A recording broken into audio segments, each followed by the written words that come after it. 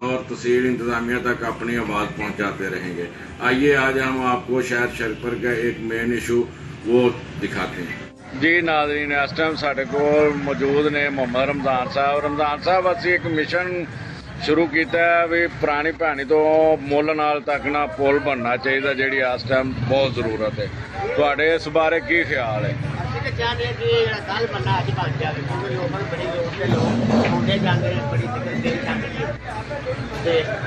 राज लोग लुटे भी जाते हैं ना पुल होने को लोगों को बड़ी परेशानी है। ये बनना चाहिए, अच्छा काम है, लोगों को चाहिए।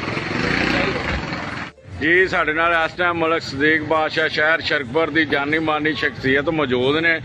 बादशाह साहब असी एक प्रोग्राम शुरू किया भी पुरानी भैनी तो मुल वाला पुल साडे शहर लिए बहुत जरूरी बन गया। तुहाडे इस बारे की ख्यालात ने? बिस्मिल्लाहिर्रहमानिर्रहीम।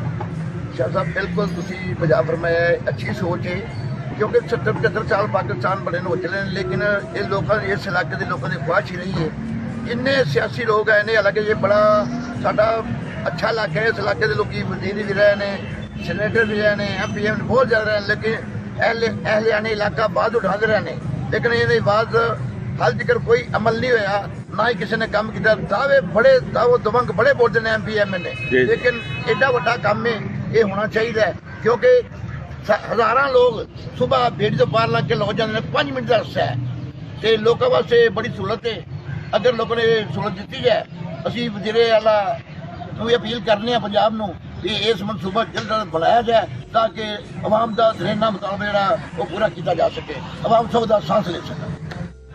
जी साडे नाल इस टाइम हाजी शेर अली साहब मौजूद ने।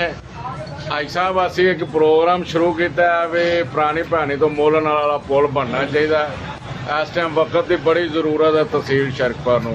तुहाडी इस बारे की राय है? अस्सलाम वालेकुम जी।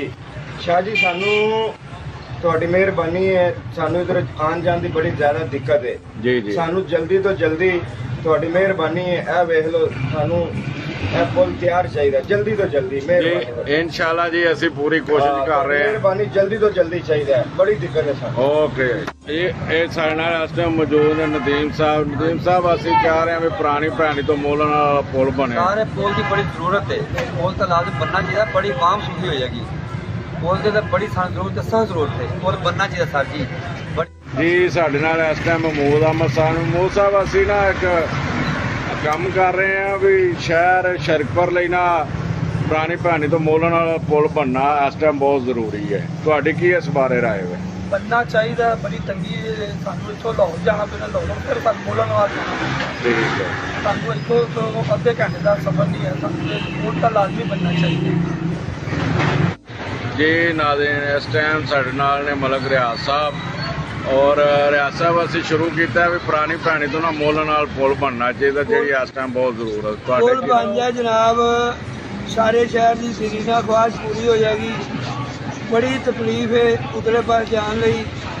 आप तुहाडी इंतजामिया की वड्डे जिन्हें भी साहबान ने उन्हें शौकत होगी कि पुल नूं बनाया जाए शरकपुर वास्ते, पुल वास्ते, सारे दे आन जान वास्ते, ट्रैफिक वास्ते, ये सारा सुख का सांस लैन। लोग बहुत परेशान हैं जी।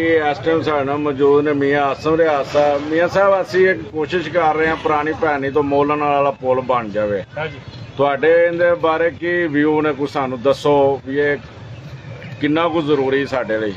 सब तो पहले तो मैं ये कहना चाहना जी कि ये जो फैक्ट्री एरिया सारा मुल नाल ते शरकपुर शरीफ ना सिर्फ शरकपुर शरीफ ना बल्कि आले दुआले जेडे देहात ने गाँव ने काफ़ी हज़ारा नौजवान जेडे फैक्ट्री काम करते हैं, कारोबार शरकपुर को नहीं गा, वो जेडे वेले ने जेडे इतने काम नहीं करते उन्होंने भी उत्थे कारोबार मिल जाएगा, उन्होंने फैक्ट्रिया जेड़ा नौकरी मिल जाएगी किसी ना किसी कोई ना कोई अड़ जाते। ये जो सफर है जो 2-2.5 घंटे 3 घंटे सफर है, ये इतों रक्शे बह जाते आराम ने 10-15-20 मिनटों मुल नाल पहुँच सकते हैं। ये पुल साढ़े वास्ते बड़ा जरूरी है क्योंकि साड़ी मैशत का, क्योंकि इतने सिर्फ एक साढ़े इलाके किसी किस्म का कोई कारोबार सिस्टम नहीं है, तो सारी फैक्ट्री एरिया उधर ही है।